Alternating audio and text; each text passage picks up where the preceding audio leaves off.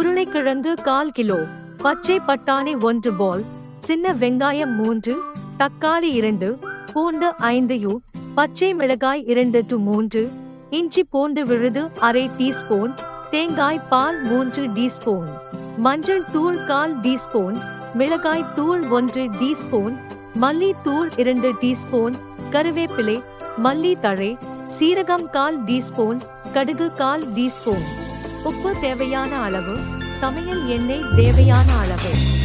Welcome to சுவையும் ஆரோக்கியம் channel. இப்போ நம்ம என்ன செய்ய போறோம்னா பட்டாணி உருளைக்கிழங்கு போட்டு குருமா செய்ய போறோம்.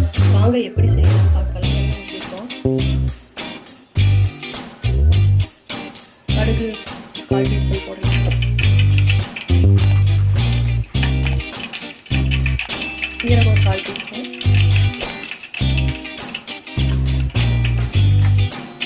வெங்காயம்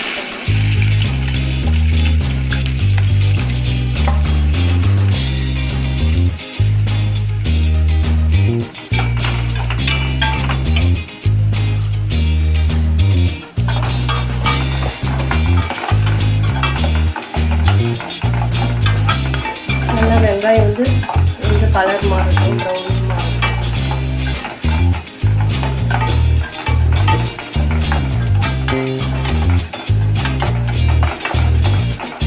வெங்காயம் நல்லா வணங்கிட்டு கருவேப்பிலை சிறிதளவு, பச்சை மிளகாய் 2, பூண்டு ஒரு 3 பல்லுக்கு வளர்க்கலாம்.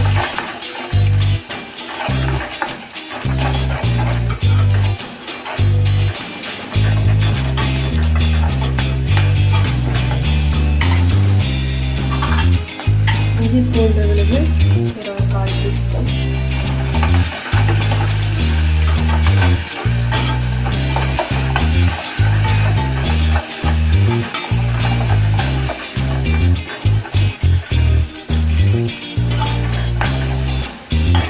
தக்காளி ஒரு 2 தக்காளி கட் பண்ணி வச்சுருக்கேன், அதே மாதிரி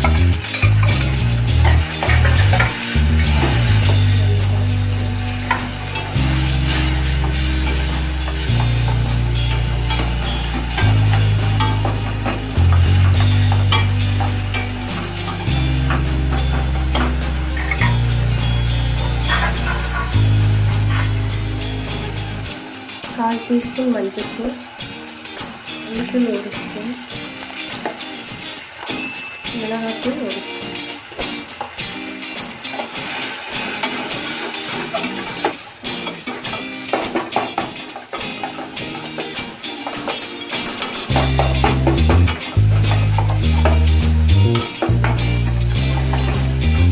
நல்லா தக்காளி மசாலா நல்லா ஃப்ரை ஆகிடுச்சு. 1/4 டம்ளர் தண்ணி நிறைய ஊற்றக்கூடாது.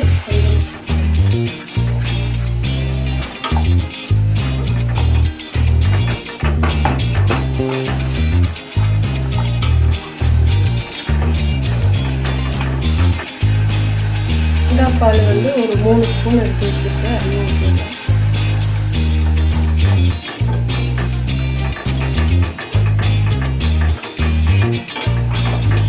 தண்ணி நானே வேக வச்சு வச்சுருக்கிறேன். பட்டாணி போட்டுடலாம், மிக்ஸ் பண்ணிக்கலாம்.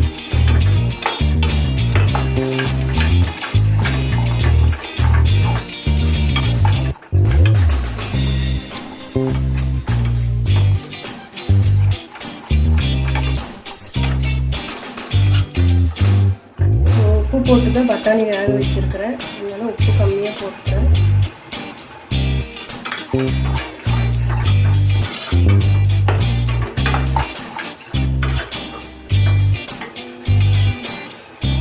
உருளைக்கிழங்கு வேக வச்சு கட் பண்ணி வச்சுருக்கிறேன், அதையும் போட்டுருவோம்.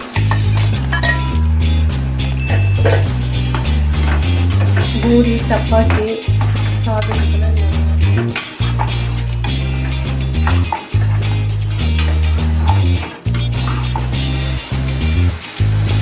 கொஞ்சமாக வாட்டர்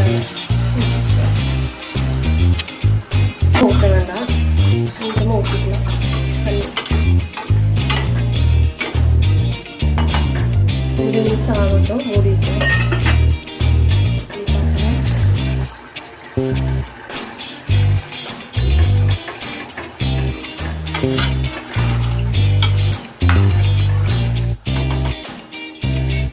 மசாலா ரெடி ஆகிடுச்சு. கேஸ் ஆஃப் பண்ணிடலாம். அடுத்தது கொஞ்சம் பூரி போட்டுருக்கலாம்.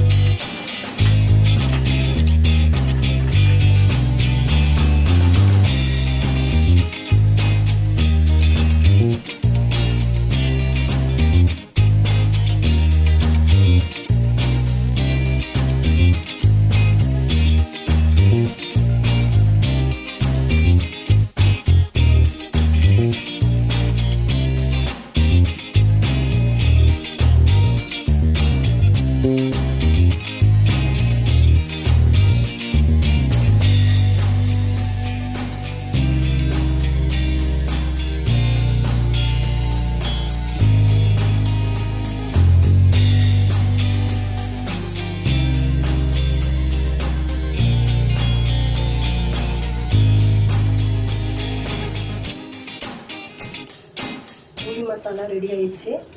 நீங்களும் ட்ரை பண்ணி பாருங்கள் வீட்டில். எப்படி இருக்குன்னு கமெண்ட்டில் போடுங்க. சப்ஸ்கிரைப் பண்ணுங்கள், லைக் பண்ணுங்கள். தேங்க்யூ.